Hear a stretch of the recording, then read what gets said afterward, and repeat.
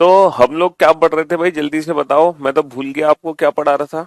शायद मैं आप लोगों को ना बैठने की व्यवस्था पढ़ा रहा था, हाँ। Seating arrangement. और सीटिंग अरेंजमेंट में कम से कम 5 या 6 लेक्चर हो चुके हैं ऑलरेडी। हमने पहले 3 लेक्चर किए थे बेटा, जो कि एसएससी से रिलेटेड थे, चाहे वो एसएससी बोलो, टीचिंग बोलो, डिफेंस बोलो, पुलिस बोलो। ठीक है। हाँ जी। नहीं। हाँ।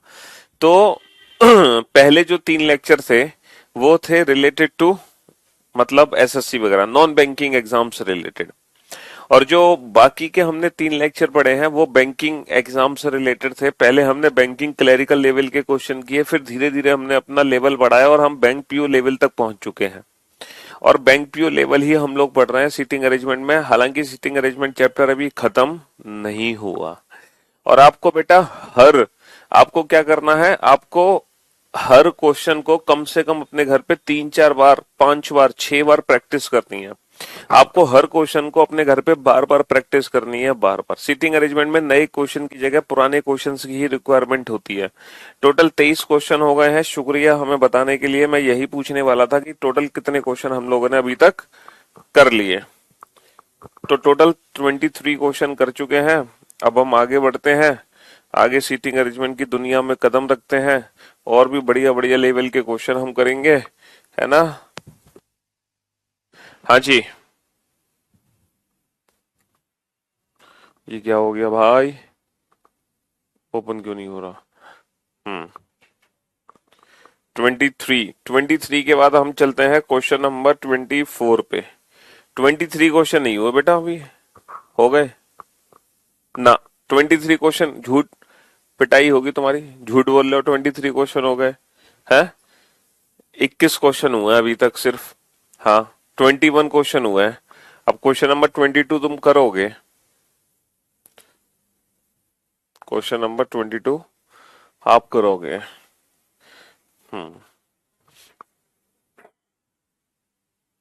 Question number 22। Question number 22।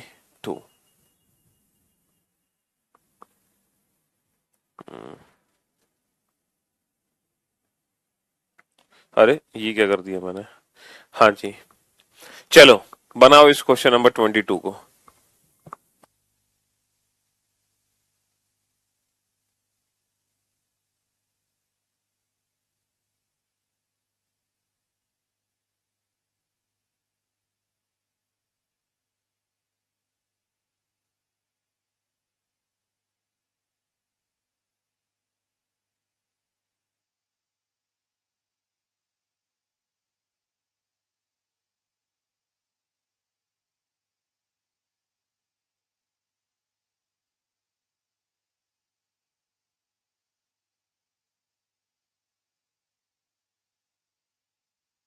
आहा, सौरभ ने तो आंसर भी दे दिया भाई इस क्वेश्चन का, सौरभ और दीपक ने तो। Very good job.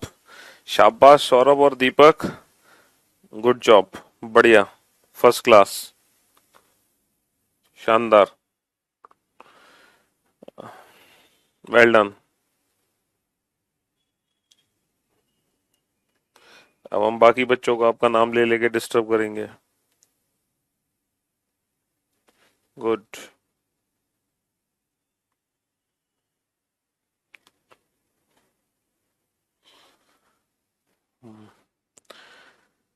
अमन, अमन और गौतम ने भी आंसर दे दिया। बहुत बढ़िया। शाबाश अमन और गौतम, वेल डन। शाबाश। धीरज का भी आंसर आ गया। Very good job Dheeraj.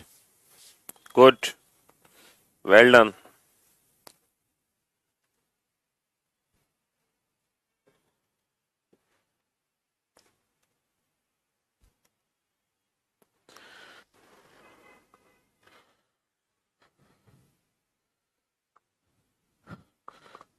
Very good job.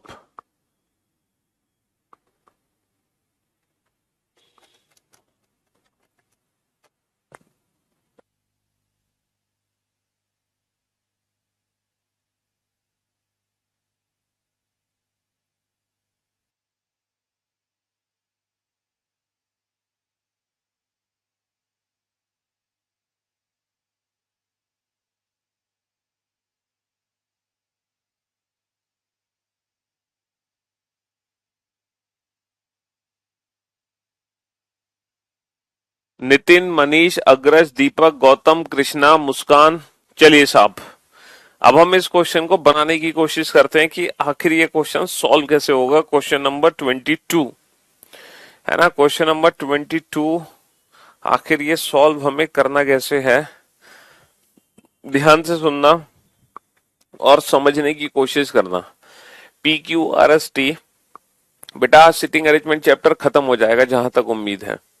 PQRST are sitting around a circular table facing away from the centre. भाई टोटल 5 लोग बैठे हैं और जो सबका फेस है वो सेंटर से बाहर है। पांचों का फेस सेंटर से बाहर है। 1 2 3, अच्छा हम अपोजिट तो बैठा ही नहीं सकते, 5 है तो 1 2 3 4 5, 5 लोग बैठे हैं, सबका फेस सेंटर से बाहर है। They have different number of grapes with them. P sits second to the right of the one. P sits second to the right of the one who has highest number of grapes. देखो P उसके second right पे है जिसके पास सबसे ज्यादा grapes हैं। तो number 1, number 2, number 3, number 4, number 5। हम मानते हैं कि नंबर 1 के पास सबसे ज्यादा ग्रेप है, नंबर 5 के पास सबसे कम ग्रेप है और ये घटता हुआ क्रम है। तो P sits second to the right of the one who has the highest number of grape. P किसके सेकंड राइट पे है, जिसके पास सबसे ज्यादा ग्रेप है, यानी कि नंबर 1 के। P नंबर 1 के सेकंड राइट पे है, तो ये मान लो कि नंबर 1 है।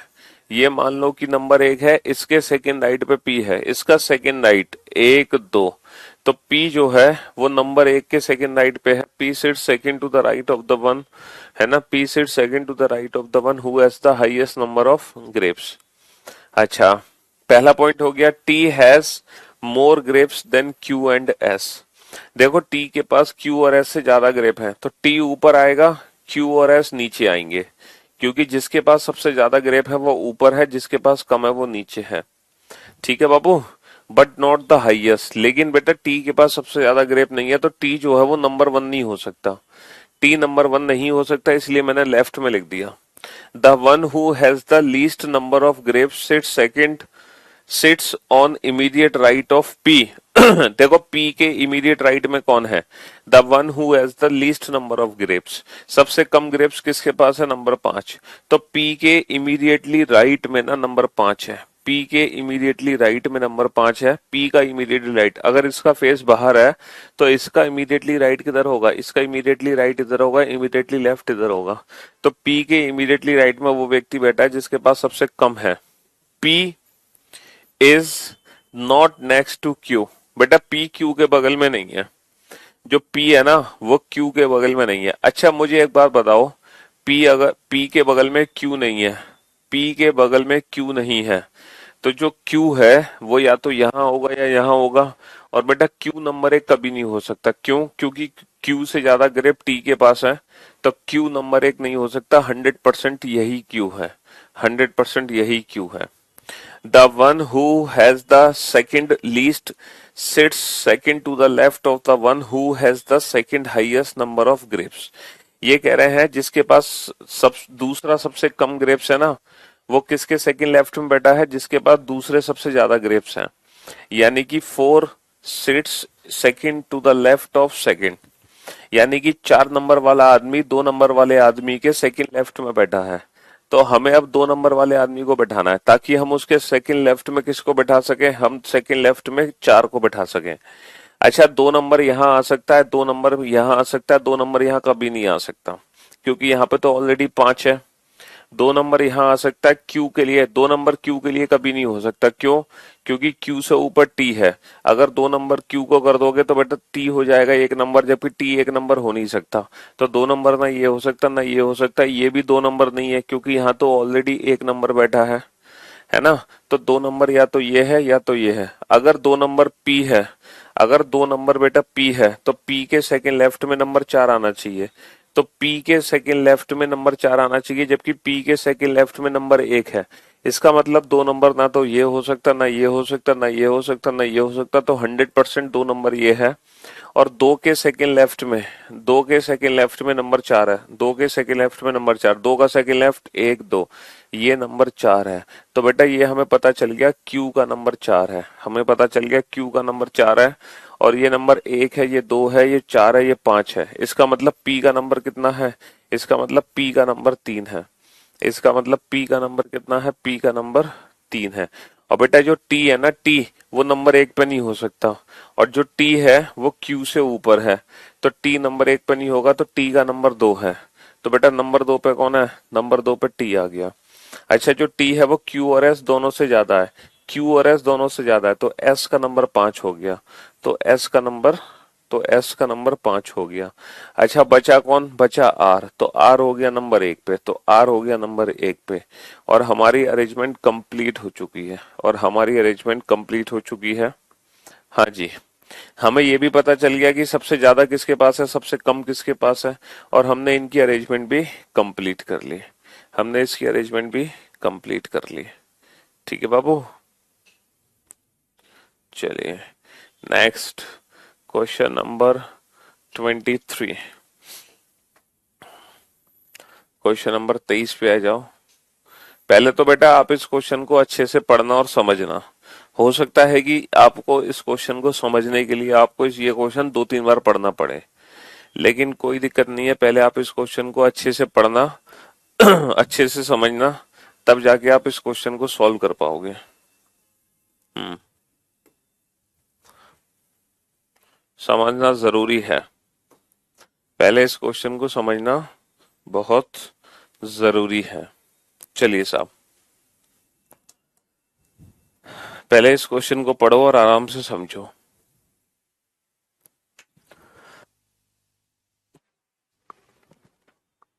28 मई को डाउट सेंड किया बट रिप्लाई नहीं मिल रहा, तो बेटा दोबारा डाउट सेंड कर दो, लेकिन इस बार जब डाउट सेंड करो तो विद ऑप्शंस करना, कंप्लीट ऑप्शंस के साथ।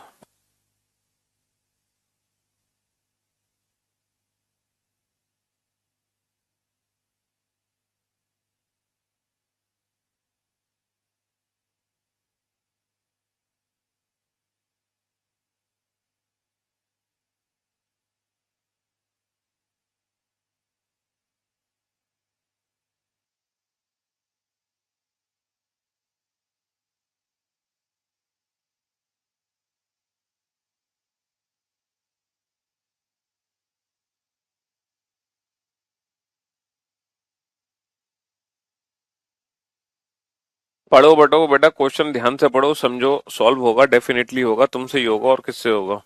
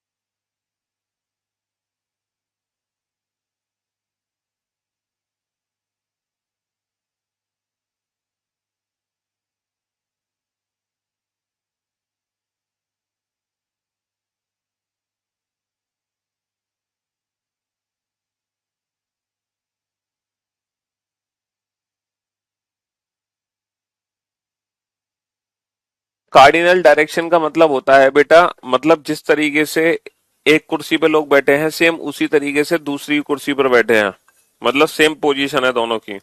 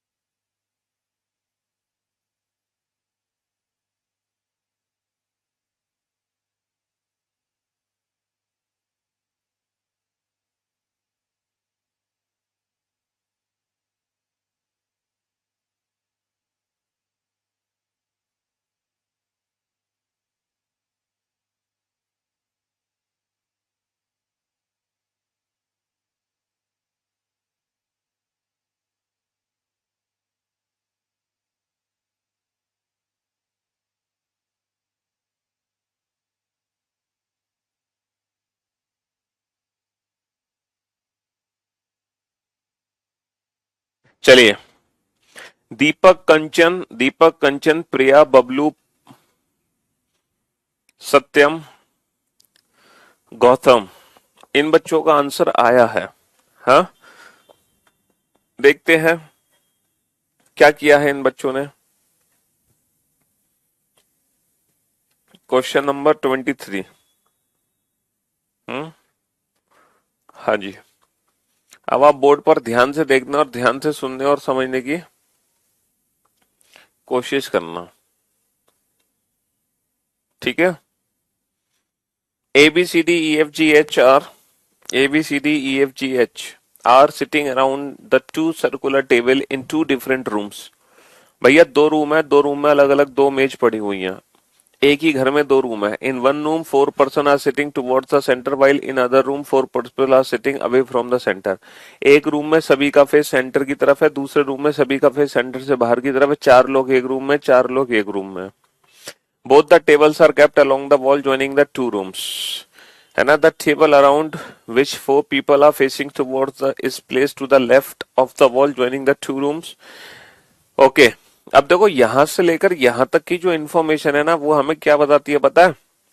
कि एक घर में दो कमरे हैं और दोनों कमरे एक दीवार से जुड़े हुए हैं। ये एक दीवार है, मान लो ये एक दीवार है, और दो कमरे हैं जो इस दीवार से जुड़े हुए हैं। दो कमरे इस दीवार से जुड़े हुए हैं। एक कमरा लेफ्ट साइड पर है, एक कमरा तो लेफ्ट साइड पर है और एक कमरा राइट साइड पर है, ठीक है। चार लोग यहां बैठे हैं, चार लोग यहां बैठे हैं, और जो कमरा लेफ्ट साइड पर है, जो कमरा लेफ्ट साइड पर है ना, the table around which four people are facing towards the centre is placed to the left of the wall, ठीक है। जो लेफ्ट साइड पर है उसके जो चार लोग हैं उसका फेस सेंटर की तरफ है, और जो राइट हैंड साइड पर है उस पर जो चार लोग बैठे हैं उसका जो फेस है बेटा वो सेंटर से बाहर की तरफ है, उसका फेस सेंटर से बाहर की तरफ है, ठीक है। हाँ जी। और कार्डिनल डायरेक्शन का मतलब एक इधर तो एक इधर, एक इधर तो एक इधर, एक इधर तो एक इधर, एक इधर तो एक इधर, बिल्कुल पोजीशंस उनकी सेम होनी चाहिए। तो ये जो पैराग्राफ है ये हमें इतनी सी बात समझाता है। पहला पॉइंट है ए फेसिंग द सेंटर। देखो अगर ए का फेस सेंटर की तरफ है तो जो ए है वो यहां आएगा। E is sitting between G and H, E G और एच के बीच में है। ये हिंट हम लिख लेते हैं, E is sitting between G and H. ये हिंट हमने लिख ली, E is between G and H, या फिर इस तरीके से लिख लो, E is between G and H, E G और एच के बीच में है। D is sitting to the immediately left of F, D F के तुरंत लेफ्ट में है।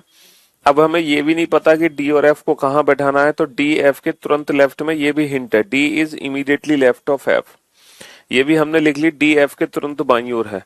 H is sitting near the wall with his backward towards the wall. देखो इस पॉइंट को अच्छे से समझो, इस पॉइंट को अच्छे से समझो। एच कहां बैठा है? एच बैठा है दीवार के साथ, दीवार के साथ दो व्यक्ति बैठे हैं, एक तो ये बैठा है, एक ये बैठा है। लेकिन ये कह रहे हैं कि एच दीवार के साथ बैठा है लेकिन उसकी कमर उसकी बैक साइड दीवार की तरफ है। तो बेटा इस व्यक्ति की बैक साइड दीवार की तरफ है, यानी कि ये पर्सन एच है, यानी कि ये पर्सन एच है 100%। अब देखो E is between G and H, E G और एच के बीच में है, तो जी और एच के बीच में ई है, तो 100% जी को मैं यहां बैठाऊंगा। तभी तो जी और एच के बीच में या तो ई ऊपर आएगा या फिर ई नीचे आएगा, या तो ई ऊपर आएगा या फिर ई नीचे आएगा, ठीक है। हाँ जी। C is facing away from the wall joining the two room. देखो जो सी का फेस है ना वो इस दीवार से विपरीत दिशा में है, इस दीवार के विपरीत दिशा में है सी का फेस, और यही व्यक्ति है जिसका फेस दीवार से विपरीत दिशा में है, तो 100% ये सी हो गया। अब आप इस पॉइंट का यूज करो बेटा। अच्छा, the position of chairs on which A and F R sitting same. बेटा ए और एफ की जो पोजीशन है ना चेयर की वो सेम है, ए और एफ की पोजीशन सेम है। ए बेटा दो जगह आ सकता है, इसका मतलब एफ भी दो जगह आ सकता है, और एफ को ऐसी जगह बैठाओ ताकि उसके इमीडिएटली लेफ्ट में डी आ सके। क्या मैं एफ को यहां बैठा सकता हूं? बेटा मैं एफ को यहां पे कभी नहीं बैठा सकता, मैं एफ को यहां पे कभी नहीं बैठा सकता, क्योंकि उसके इमीडिएटली लेफ्ट में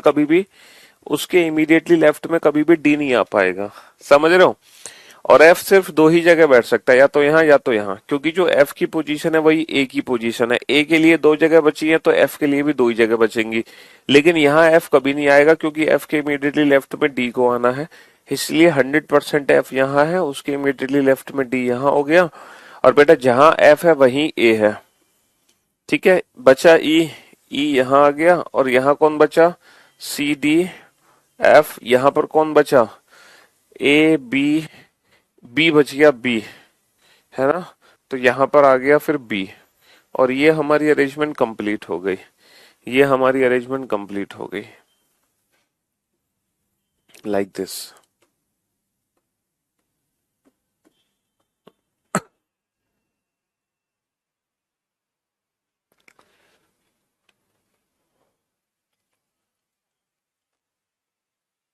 चलो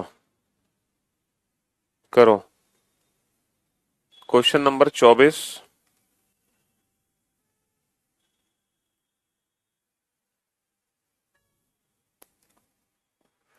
क्वेश्चन नंबर 24 को करो। देखो बैंक पीओ में जब आप सीटिंग अरेंजमेंट, जी समझ नहीं आया, हाँ बेटा जी क्यों नहीं समझ आया, ई जो है वो जी और एच के बीच में है। अगर मैं एच को यहां बैठाऊंगा तो जी और एच के बीच में ई है, तो चाहे यहां से देखो चाहे यहां से देखो 100% जी यहां आएगा। तभी तो जी और एच के बीच में मैं ई को या तो ऊपर बैठा सकता हूँ, ई को या फिर नीचे बैठा सकता हूँ, समझे। हाँ जी, मेरा 100% सही था बेटा। जी और एच के बीच में ई बैठा है, तो एच अगर यहाँ है तो 100% जी यहाँ आएगा, 100% जी यहाँ आएगा। अच्छा एक चीज और है कि जब हम बैंक पीओ का एग्जाम देंगे तो उस एग्जाम में जब सीटिंग अरेंजमेंट और पजल के क्वेश्चन आएंगे ना रीजनिंग में, तो वो क्वेश्चन हमें सबसे लास्ट में अटेम्प्ट करने हैं। बैंक पीओ की स्ट्रेटजी है कि बैंक पीओ का जब हम एग्जाम देते हैं तो सीटिंग अरेंजमेंट और पजल चैप्टर को हमें सबसे लास्ट में अटेम्प्ट करना है, सबसे लास्ट में। हम पहले ही कोशिश नहीं करेंगे सीटिंग अरेंजमेंट और पजल के क्वेश्चन को अटेम्प्ट करने की। चलिए ये भी एक डिफरेंट काइंड ऑफ क्वेश्चन है, सॉल्व करने की कोशिश करो इस क्वेश्चन को।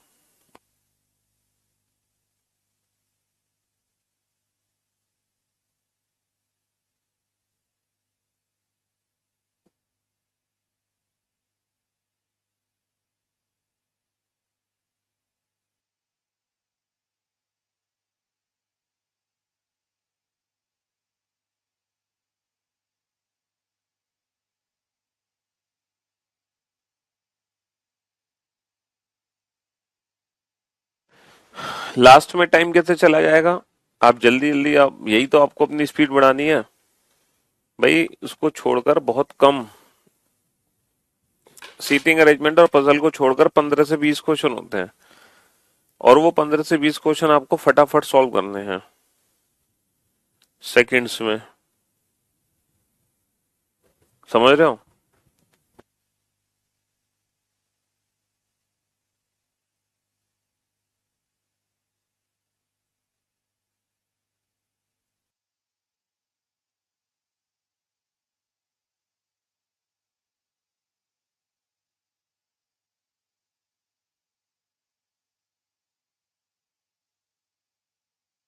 हाँ जी, चलिए साहब, तो ये भी एक खतरनाक सा क्वेश्चन आपके सामने है।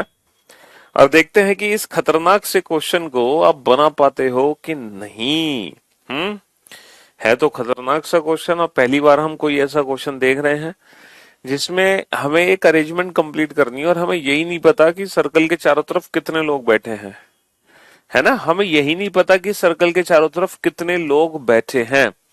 सर्टेन नंबर ऑफ पीपल हैं, बट एक पॉइंट था यहाँ पे जो हमें ये बताता है, एक पॉइंट है जो हमें बताता है कि कितने लोग बैठे हैं सर्कल के चारों तरफ, है ना।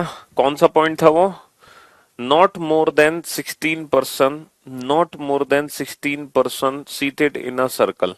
मतलब 16 या 16 से कम लोग बैठे हैं, 16 से ज्यादा लोग नहीं बैठे सर्कल के चारों तरफ, ठीक है।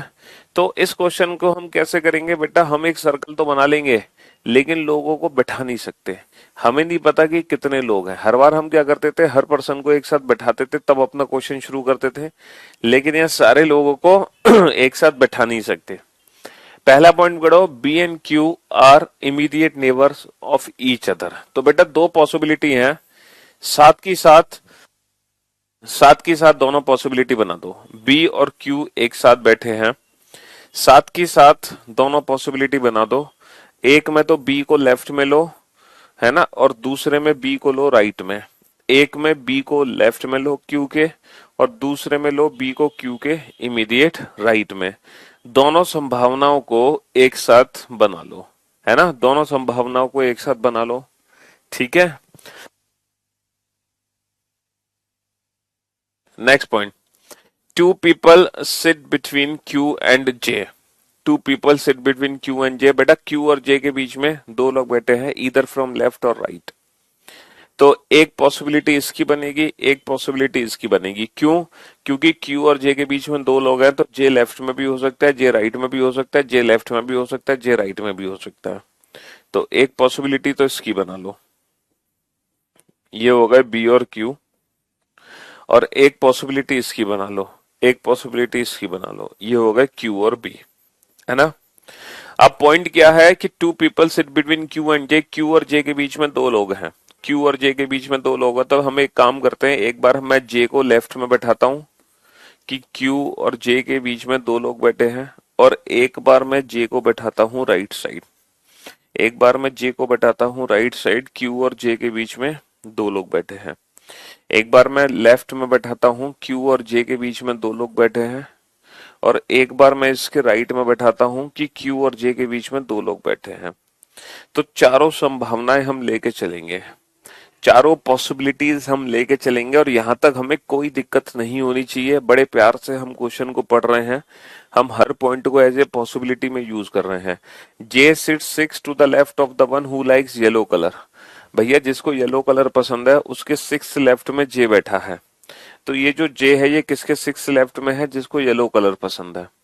तो येलो कलर वाला इसके सिक्स राइट में होगा। एक दो तीन चार पांच छह, तो ये येलो कलर हो गया, ये येलो कलर हो गया, क्योंकि येलो के सिक्स लेफ्ट में जे है। एक दो तीन चार पांच छह, भाई येलो के सिक्स लेफ्ट में जे है, तो जे के सिक्स राइट में येलो है। एक दो तीन चार पांच छह, जे के सिक्स राइट में येलो कलर हो गया, है ना। जे के सिक्स राइट में येलो कलर है। एक दो तीन चार पांच छह, जे के सिक्स राइट में येलो कलर है।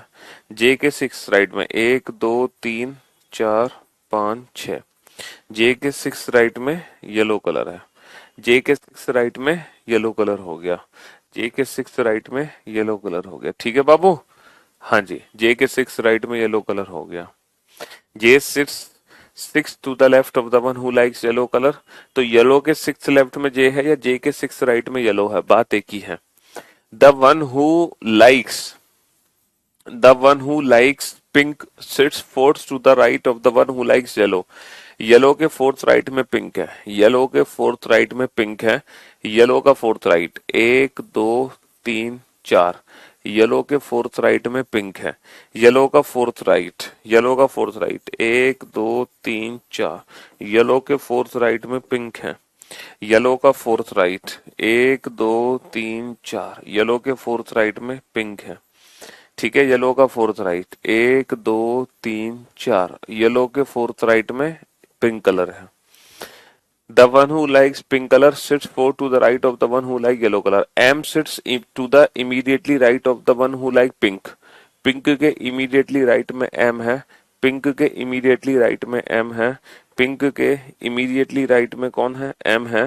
पिंक के इमीडिएटली राइट में कौन है? एम है। ठीक है, चारों संभावनाएं अभी तक हम बना पा रहे हैं, चारों की चारों। बेटा 16 से ज्यादा लोग नहीं बैठ सकते। एक दो तीन चार पाँच छह सात आठ नौ 10 11 12 13 14 15 16। चलो आगे बढ़ते हैं। Four people sit between M and W. Who sits exactly between? W sits exactly between B and J. देखो डब्ल्यू जो है वो बी और जे के ठीक बीच में है, तो बी और जे के ठीक बीच में डब्ल्यू है, बी और जे के ठीक बीच में डब्ल्यू है, बी और जे के ठीक बीच में डब्लू है, बी और जे के ठीक बीच में कौन है, डब्लू है। बी और जे के ठीक बीच में डब्लू है और एम और डब्लू के बीच में चार लोग हैं। एम और डब्लू के बीच में एम और डब्लू के बीच में चार लोग हैं। अगर ये एम है, ये डब्लू है, तो एक दो तीन चार, एम और डब्लू के बीच में चार लोग हैं। अगर ये एम है और ये डब्लू है, एक दो तीन चार, एम और डब्लू के बीच में चार लोग हो गए। अगर ये डब्लू है और ये एम है, तो एक दो तीन चार, एम और डब्लू के बीच में चार लोग हो गए। अगर ये एम है, ये डब्लू है, एक दो तीन, एम और डब्लू के बीच में चार लोग हो गए। बेटा यहाँ पे नंबर ऑफ पर्सन 16 से ज्यादा हो गए। यहाँ पे नंबर ऑफ पर्सन बेटा 16 से ज्यादा हो गए। एक दो तीन चार, एक दो तीन चार पाँच छः सात आठ नौ 10 11 12 13 14 15 16 17। तो ये दो संभावनाएं हमारी गलत हो गई। एक दो तीन चार पाँच छः सात आठ नौ 10 11 12 13 14, बस ये दो संभावनाएं हमारी बची हैं। दो संभावनाएं गलत हो गई, दो संभावनाएं बची हैं। W doesn't like yellow colour, बेटा डब्लू को येलो कलर पसंद नहीं है, तो डब्लू को येलो कलर पसंद नहीं है। एस सिर्फ six to the right of W, W के सिक्स राइट में कौन है, डब्लू के सिक्स राइट में एस है। डब्लू का सिक्स राइट एक दो तीन चार पाँच छः, डब्लू के सिक्स राइट में एस है। डब्लू का सिक्स राइट एक दो तीन चार पाँच छः, डब्लू के सिक्स राइट में एस है। The one who likes green, green होगा बेटा ये। The one who likes green sit second to the right of S, S के सेकंड राइट में बेटा ग्रीन कलर है। देखो एस के सेकंड राइट में है पिंक कलर, एस के सेकंड राइट में पिंक कलर है, ये संभावना गलत हो गई। एस के एस के सेकंड राइट में कौन है, ग्रीन कलर। एस के सेकंड राइट में कौन है, ग्रीन कलर। ठीक है, चलिए। The one who likes blue sit four to the right of T, T के फोर्थ राइट में ब्लू कलर है। बेटा ब्लू कलर कहाँ है, ब्लू कलर तो पता ही नहीं है, और टी कहाँ है ये भी नहीं पता। No one is an immediate neighbour of T, बेटा टी को ऐसी जगह बैठाओ जहां उसका कोई पड़ोसी ना हो। टी यहाँ नहीं आ सकता, यहाँ नहीं आ सकता, यहाँ नहीं आ सकता, यहाँ नहीं आ सकता, यहाँ भी नहीं आ सकता क्योंकि टी का ये पड़ोसी है। यहाँ भी नहीं आ सकता क्योंकि टी का ये पड़ोसी है।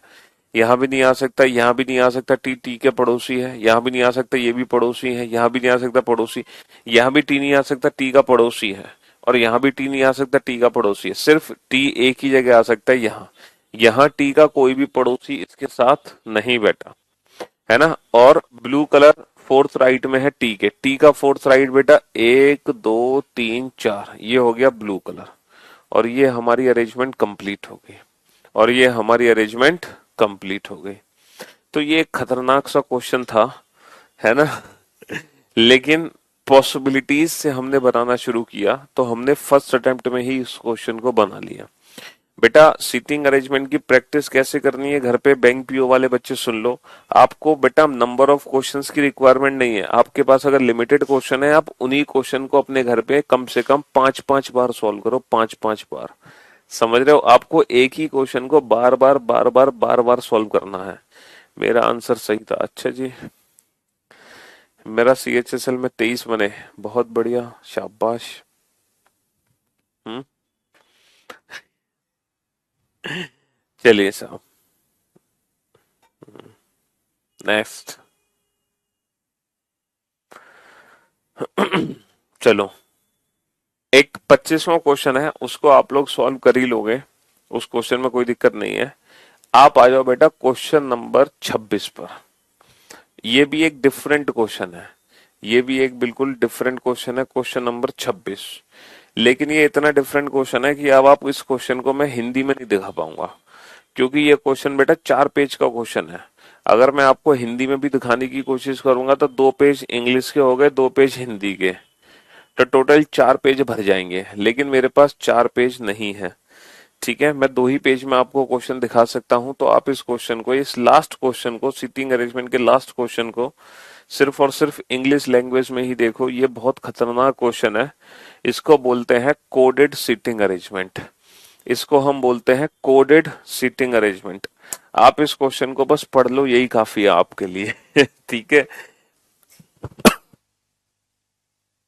इस क्वेश्चन को पढ़ लो, बस यही काफी है आपके लिए। ये है कोडेड सीटिंग अरेंजमेंट, और ये सीटिंग अरेंजमेंट का लास्ट क्वेश्चन है, आखिरी क्वेश्चन। ठीक है, हाँ जी, ये है सीटिंग अरेंजमेंट का लास्ट क्वेश्चन। ये बहुत बड़ा क्वेश्चन है, क्योंकि कम से कम 2 पेज में तो अंग्रेजी है, तो 2 पेज में हिंदी है, 4 पेज में आपको एक साथ दिखा नहीं सकता। समझ रहे हो? मैं एक काम करता हूँ, इसी क्वेश्चन की हिंदी यहाँ पे रख देता हूँ। Question number 26।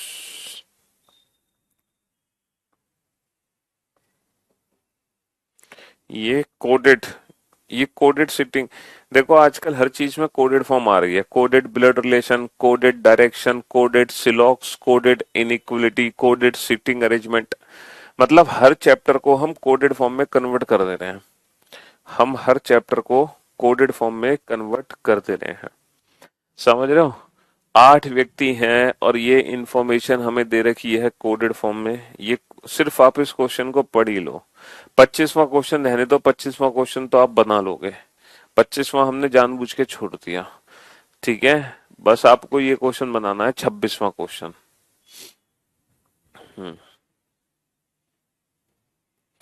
मैं आपको 2 मिनट इस क्वेश्चन को अंग्रेजी में पढ़ने का समय देता हूं, और 2 मिनट आपको इस क्वेश्चन को हिंदी में पढ़ने का समय दूंगा। ठीक है? हाँ जी। कभी भी लाइव नहीं देखा, बट मैं रोज नाइट में करता हूँ सर क्लास। कॉन्फिडेंस आया है सर, आपकी बुक बहुत हेल्प किया है। देखो, आप इस क्लास को पूरे दिन में कभी भी अटेम्प्ट करो, लेकिन एक अपना टाइम फिक्स कर लो और उसी टाइम में इस क्लास को अटेंड करो। तो जरूरी नहीं है कि आप लाइव देखकर ही लाइव फीलिंग ले पाओगे। आप इस क्लास को बाद में भी देखोगे ना किसी भी समय पर, तो भी आपको लाइव की फीलिंग आएगी, बट रेगुलर देखना पड़ेगा आपको। मतलब आज की क्लास आज ही देखो, किसी और समय पर, है ना, तो भी कोई दिक्कत नहीं होगी। आपके जैसा कोई नहीं बताए सर, इतना अच्छे बताने के लिए थैंक यू सर। चलिए, शुक्रिया। तो ये एक खतरनाक क्वेश्चन है। मैं आपको पहले इस क्वेश्चन को अंग्रेजी में पढ़ने के लिए 2 मिनट देता हूँ, और 2 मिनट में आपको इस क्वेश्चन को हिंदी में पढ़ने के लिए दूंगा। ठीक है? हाँ जी।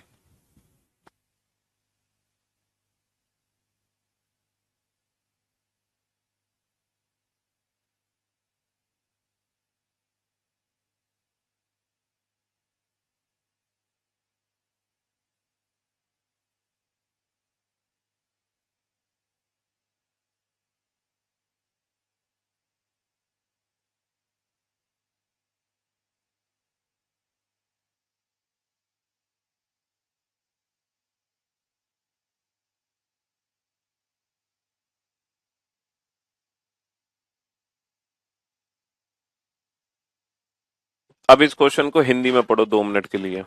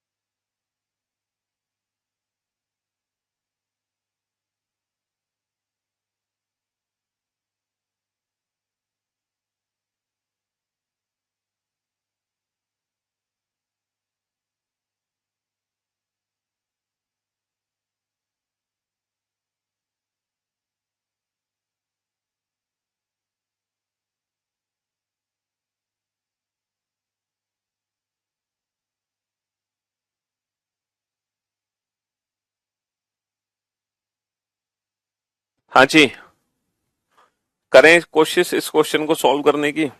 हम्म। देखो, हम भी इस क्वेश्चन को पढ़ लेते हैं। क्वेश्चन एग्जैक्टली है क्या?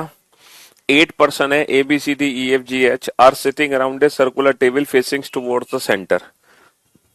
चलो, ये अच्छी बात है कि सबका फेस सेंटर में है।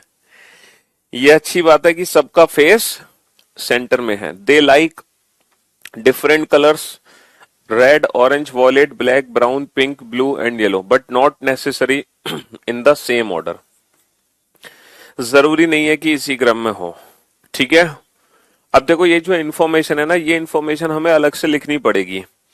P@Q means P sit second to the left of Q, हमें ना शॉर्ट फॉर्म में लिखनी पड़ेगी, क्योंकि हमें हम सिर्फ इस पेज को ले पाएंगे और एक पेज हमें खाली चाहिए। तो भाई क्वेश्चन सॉल्व करने के लिए स्पेस भी तो चाहिए हमें, तो हम इस इंफॉर्मेशन को ना शॉर्ट फॉर्म में लिख लेते हैं। चलिए लिखने की कोशिश, या फिर एक काम करते हैं, इस पेज को छोटा कर लेते हैं। ये इंफॉर्मेशन हमें दे रखी है कि किसका मतलब क्या है। इसके बाद हमें ये भी दे रखा है like this: 1 represent the one who likes red color, 2 represent the one who likes orange color, and so on until 8 which represent the one who likes yellow color। देखो ये जो है ना, इन कलर के नाम भी हमें लिखने पड़ेंगे सीक्वेंस में, क्योंकि रेड कलर को पसंद करने वाला नंबर 1 है, ऑरेंज वाला नंबर 2 है, वॉयलेट वाला नंबर 3 है, ब्लैक वाला नंबर 4 है, ब्राउन वाला नंबर 5 है, पिंक वाला नंबर 6 है, ब्लू वाला नंबर 7 है, और येलो वाला नंबर 8 है। तो ये भी हमें पता होना चाहिए, है ना, ये भी हमें पता होना चाहिए। कलर कॉम्बिनेशन, हर कलर को एक डिफरेंट कोड दिया गया है, ठीक है। अब यहाँ पे लिखा है 1 at the rate mean at the rate 2। देखो एट द रेट का मतलब क्या था, P sits second to the left of Q। तो 1 एट द रेट 2 का मतलब क्या है, 1 एट द रेट 2 का मतलब वन कलर क्या है, रेड, है ना। एट द रेट का मतलब क्या है, सेकंड लेफ्ट, 2 का मतलब क्या है, ऑरेंज। तो इसका मतलब होगा रेड कलर वाला जो है, जिसको रेड कलर पसंद है, the one who likes red colour sit second to the left the one who like orange colour. देखो the one who likes red colour sits second to the left of the one who likes orange colour. तो कुल मिलाकर यही information हमारे काम की है, यही पेज हमारे काम का है, और ये हमें इंफॉर्मेशन लेनी है कि हमें सॉल्व क्या करना है, ठीक है। चलिए तो इस क्वेश्चन को बनाने की कोशिश करते हैं, देखते हैं हो पाता है कि नहीं हो पाता ये क्वेश्चन सॉल्व। तो ये क्वेश्चन जब आपके एग्जाम में आएगा तो सबसे लास्ट में आपको इस क्वेश्चन को अटेम्प्ट करना है, बैंक पीयू मेंस में अगर आ गया तो। ऐसा नहीं कि इस क्वेश्चन को सबसे पहले अटेम्प्ट कर दो, सबसे पहले अटेम्प्ट करोगे तो बेटा बाकी का पूरा पेपर आपका छूट जाएगा, ऐसी पूरी उम्मीद रहेगी हमें। समझ रहे हो, हाँ जी। तो 1 नंबर रेड हो गया, 2 नंबर ऑरेंज हो गया, 3 नंबर वॉयलेट हो गया, 4 नंबर ब्लैक हो गया, 5 नंबर ब्राउन हो गया, 6 नंबर पिंक हो गया, 7 नंबर ब्लू हो गया, और 8 नंबर येलो हो गया। और ये इंफॉर्मेशन यहां से शुरू हो गई, ये इंफॉर्मेशन यहां से शुरू हो गई। अब जो इक्वेशन हमें सॉल्व करनी है उस इक्वेशन को हम ले लेते हैं। जो इक्वेशन हमें सॉल्व करनी है, इक्वेशन कौन सी सॉल्व करनी है हमें? हाँ, इक्वेशन ये वाली सॉल्व करनी है हमें। देखो इस वाली इक्वेशन को हमें सॉल्व करना है। ये जो इक्वेशन दे रखी है ना, इस इक्वेशन को हमें सॉल्व करना है, इस इक्वेशन को हमें सॉल्व करना है। इस इक्वेशन को हम सॉल्व करना चाहते हैं। अब बेटा 8 लोग बैठे हैं, तो सबसे पहले हम क्या करेंगे, सबसे पहले हम सर्कल बनाएंगे और 8 को एक साथ बैठा देंगे। 1 2 3 4 5 6 7 8। सबका फेस सेंटर की तरफ है, सबका फेस सेंटर की तरफ है, तो सबका फेस सेंटर में कर दिया हमने, सबका फेस हमने सेंटर में कर दिया, ठीक है। हाँ जी। अब पहला पॉइंट ध्यान से पढ़ो। सैब बेटा कोई भी एग्जाम अपना पैटर्न कितना भी चेंज कर दे, ये जो स्पेशल बैच में आप पढ़ रहे हो ना, ये हर पैटर्न को कवर करता है। अगर आपने स्पेशल बैच में रीजनिंग कंप्लीट की है तो आपको बिल्कुल भी घबराने की जरूरत नहीं है, फिर आपने सारे पैटर्न पढ़ लिए। फिर चाहे कितना भी टफ एग्जाम हो, कितना भी इजी पेपर हो, कितना भी पैटर्न चेंज क्यों ना हो जाए, वो पैटर्न आपका ऑलरेडी किया रहा होगा, ठीक है। तो आपको परेशान होने की जरूरत नहीं है। चलिए पहला पॉइंट है 7 हैज एम। अब देखो 7 हैज एम का मतलब क्या है, 7 हैज का मतलब क्या है ये बताओ। सर हैज का मतलब ये है, हैज का मतलब ये है, हैज का मतलब क्या है, हैज का मतलब ये है P and Q sitting opposite to each other, है ना। तो हैज का मतलब क्या है, अपोजिट, यानी कि 7 और 5 का मतलब है कि 7 और 5 एक दूसरे के अपोजिट है, यानी कि ब्लू और ब्राउन कलर एक दूसरे के अपोजिट है। तो ब्लू और ब्राउन को एक दूसरे के अपोजिट बैठा सकते हैं हम, लेकिन क्या 7 और 5 से रिलेटेड कोई और इन्फॉर्मेशन दे रखी है ताकि हम अपने क्वेश्चन को आगे बढ़ा सकें? सर 7 और 5 से रिलेटेड और कोई इन्फॉर्मेशन नहीं दे रखी, ये दे रखी है 7 और 5 से रिलेटेड इन्फॉर्मेशन, ये है नंबर 1, है ना। 7 और 5 से रिलेटेड नंबर 1 है, लेकिन नंबर 1 से रिलेटेड कोई और इन्फॉर्मेशन है 1 7 5? सर बाकी सर 1 7 5 से रिलेटेड कोई भी इंफॉर्मेशन नहीं है, इसीलिए हम यहां से क्वेश्चन बनाना शुरू नहीं करेंगे। हम सबसे पहले उस पॉइंट को पिक करेंगे जिससे रिलेटेड बहुत सारी इंफॉर्मेशन है, ताकि हमारी सीटिंग अरेंजमेंट बनती चली जाए। तो कौन से पॉइंट को हम पकड़ें जिससे रिलेटेड ढेर सारे पॉइंट जुड़े हुए हैं? मुझे ऐसा लग रहा है कि हम इस वाले पॉइंट को पकड़ लें, HEG। तो बेटा HEG 3 लोगों को हम एक साथ बैठा देंगे। फिर देखो E से रिलेटेड भी है, G से रिलेटेड भी है और H से रिलेटेड भी है। तो इस वाले पॉइंट को पकड़ो सबसे पहले। ये पॉइंट मुझे लगता है सबसे जरूरी है, क्योंकि ये 3 लोगों को एक साथ बैठाएगा और उसके बाद HE और G से रिलेटेड अलग अलग पॉइंट भी हैं, तो वो इंफॉर्मेशन कनेक्ट होती चली जाएगी। ठीक है। तो हम पढ़ते हैं H&E। एंड का मतलब क्या है? एंड का मतलब है बेटा P sits third to the right of Q। P sits third to the right of Q, इसका मतलब है H sits third to the right of E। E के थर्ड राइट में H है बेटा, ये E है। E को कहीं भी बैठा दो, इसका थर्ड राइट 1 2 3, E के थर्ड राइट में H है। देखो P एंड Q का मतलब है, P एंड Q का मतलब है P sits third to the right of Q, P Q के थर्ड राइट में है। ऐसे ही बेटा H किसके थर्ड राइट में है? E के थर्ड राइट में है। अब डॉलर को पढ़ो, डॉलर का मतलब क्या है? डॉलर का मतलब है P is an immediate neighbour of Q, है ना। तो E is an immediate neighbour of G। E किसका इमीडिएट नेबर है? G का। तो दो पॉसिबिलिटी है, दोनों पॉसिबिलिटी को बना दो बिना टाइम वेस्ट किए, क्योंकि जब इतना खतरनाक क्वेश्चन है तो तुम्हें क्या लग रहा है कि बिना पॉसिबिलिटी के हम इस क्वेश्चन को बना पाएंगे? कभी नहीं बना पाएंगे। तो हमने फटाफट से दोनों पॉसिबिलिटी बना दी। E G इमीडिएट नेबर है, तो एक बार मैं G को लेफ्ट में बैठाऊंगा, एक बार मैं G को राइट में बैठाऊंगा। हाँ जी, एक बार मैं G को लेफ्ट में बैठाऊंगा, एक बार मैं G को राइट में बैठाऊंगा। अब बेटा HEG वो पॉइंट ढूंढो जो HEG से रिलेटेड हो। जैसे ये वाला पॉइंट है B has E। B has E. देखो हैज का मतलब क्या है? हैज का मतलब है P and Q sitting opposite to each other. इसका मतलब है बेटा बी और ई एक दूसरे के अपोजिट हैं। अगर ई यहाँ बैठा है तो 100% बी यहाँ होगा। अगर ई यहाँ बैठा है तो 100% बी यहाँ होगा। बी और ई एक दूसरे के अपोजिट हैं। अब देखो ऐसा कोई पॉइंट है जो बी से रिलेटेड है या ई से रिलेटेड है? सर बी और ई से रिलेटेड कोई भी पॉइंट यहाँ पे नहीं दे रखा। सर बी और ई से रिलेटेड कोई भी पॉइंट नहीं दे रखा। अच्छा जी और एच से रिलेटेड है?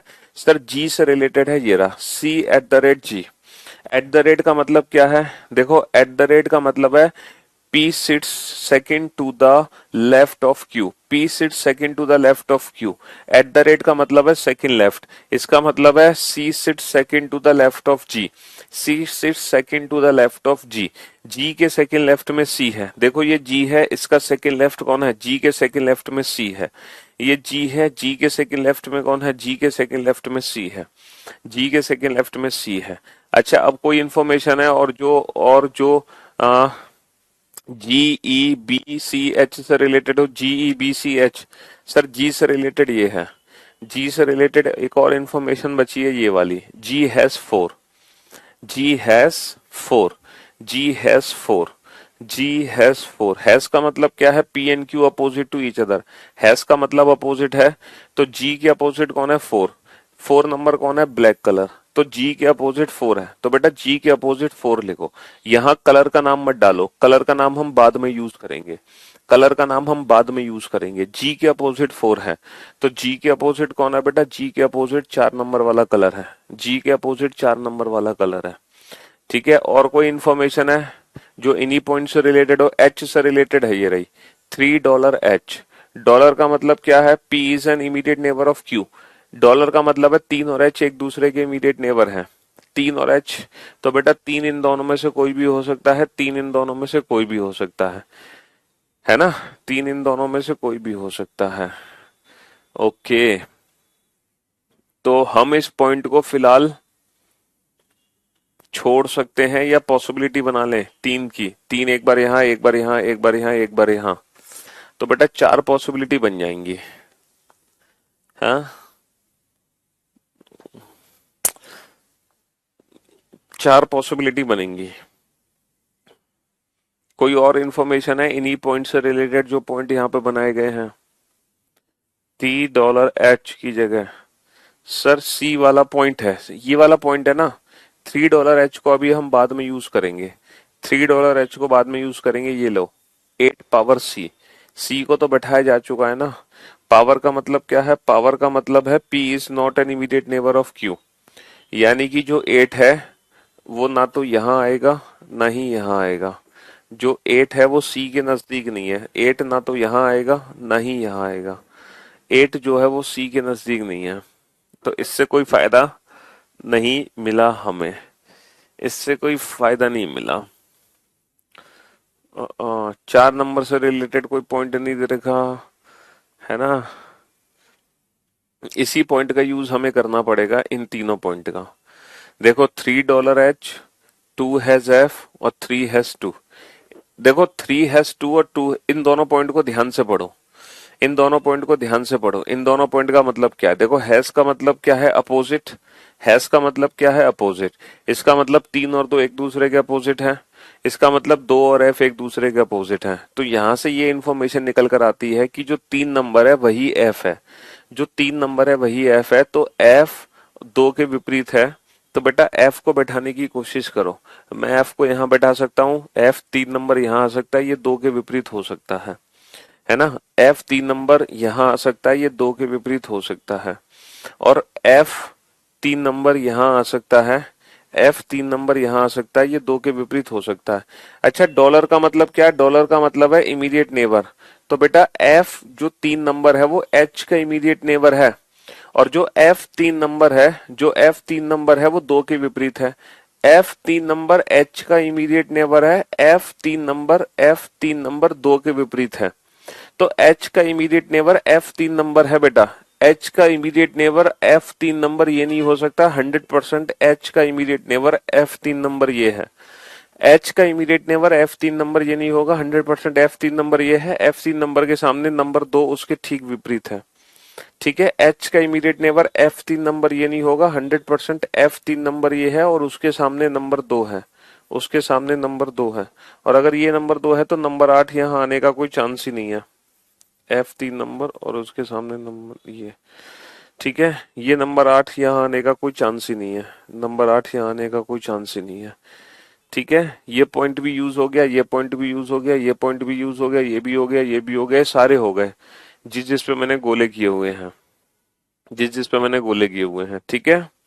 हाँ जी चलिए अब चलते हैं, ए को बैठा दो बेटा, ए को, A%6, A%6, A%6, परसेंटेज का मतलब है third left, P is third to the left of Q, यानी कि A sits third to the left of 6, 6 के थर्ड लेफ्ट में A है, 6 के थर्ड लेफ्ट में A है। A या तो यहाँ आएगा या तो यहाँ आएगा। क्या ये 6 के थर्ड लेफ्ट में हो सकती है, सर ये 6 के थर्ड लेफ्ट में A यहाँ आ सकता है। क्या ये 6 के थर्ड लेफ्ट में हो सकता है, सर ये भी 6 के थर्ड लेफ्ट में A यहाँ नहीं आ सकता, यहाँ 6 के थर्ड लेफ्ट में A आ सकता है। तो A यहाँ भी आ सकता है, A यहाँ भी आ सकता है, और दोनों ही सिचुएशन में ये 6 के थर्ड लेफ्ट में हो सकता है, ठीक है।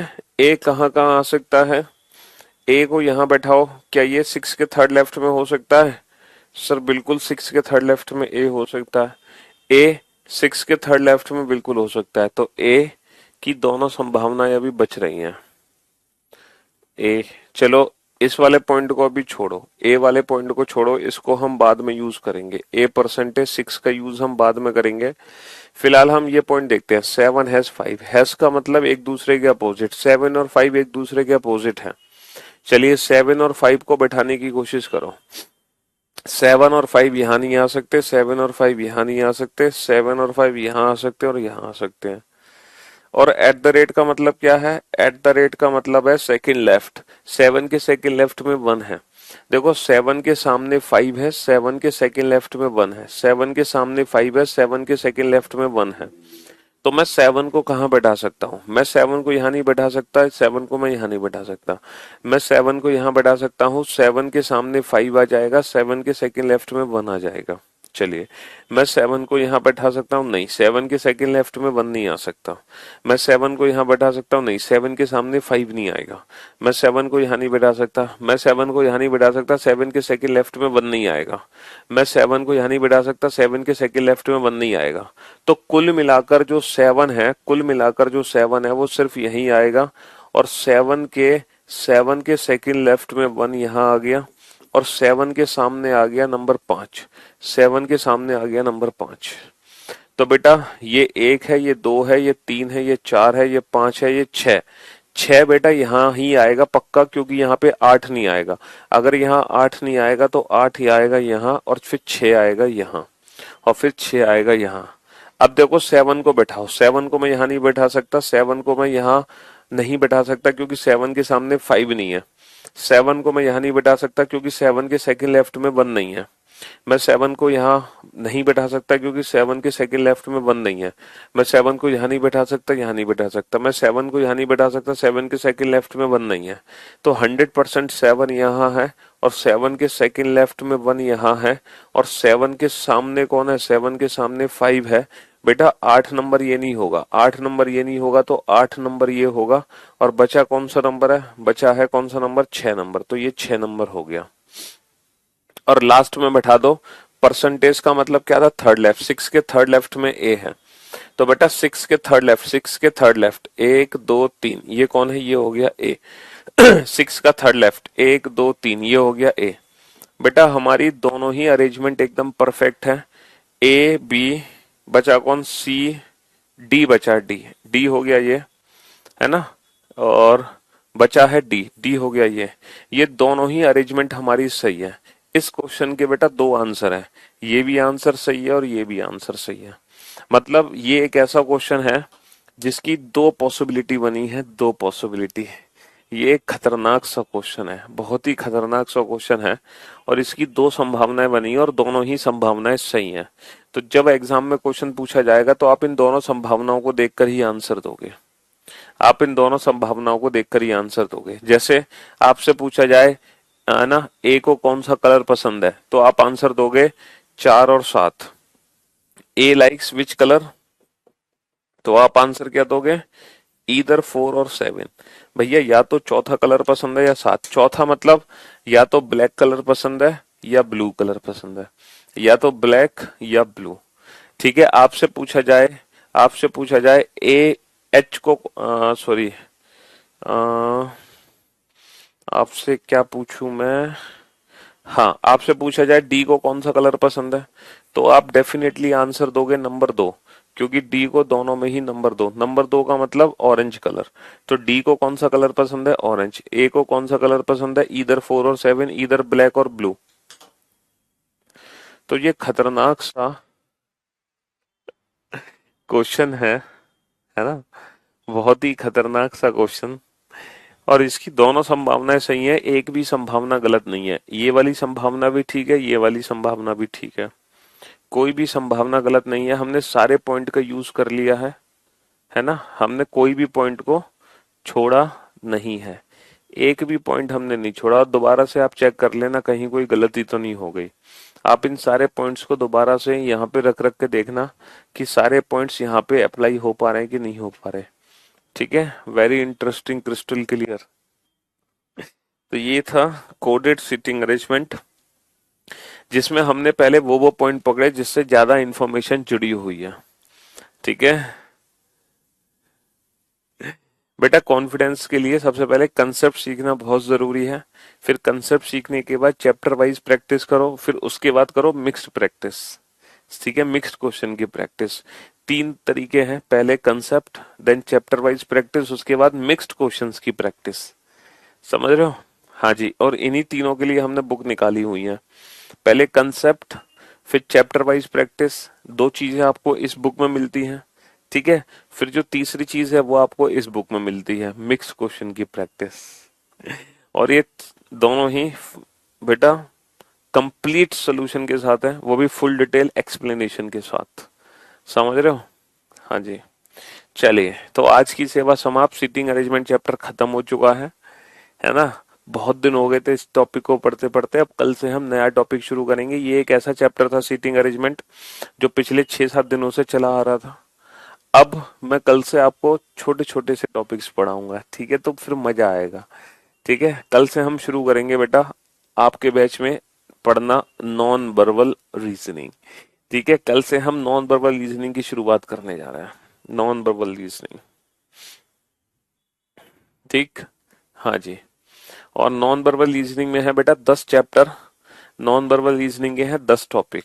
लेकिन वे जो 10 टॉपिक है ना वो छोटे छोटे टॉपिक्स हैं, है ना? उन 10 टॉपिक को खत्म करने में टोटल ही 5 दिन लगेंगे, है ना? 4 या 5 दिन। तो इस वीकेंड तक हम नॉन वर्बल रीजनिंग को शायद कंप्लीट कर दें, क्योंकि नॉन वर्बल रीजनिंग में छोटे छोटे टॉपिक्स हैं, ज्यादा बड़े बड़े टॉपिक्स नहीं है। ठीक है, चलिए शुक्रिया, thank you so much, thanks a lot, goodbye, love you all, take care, धन्यवाद।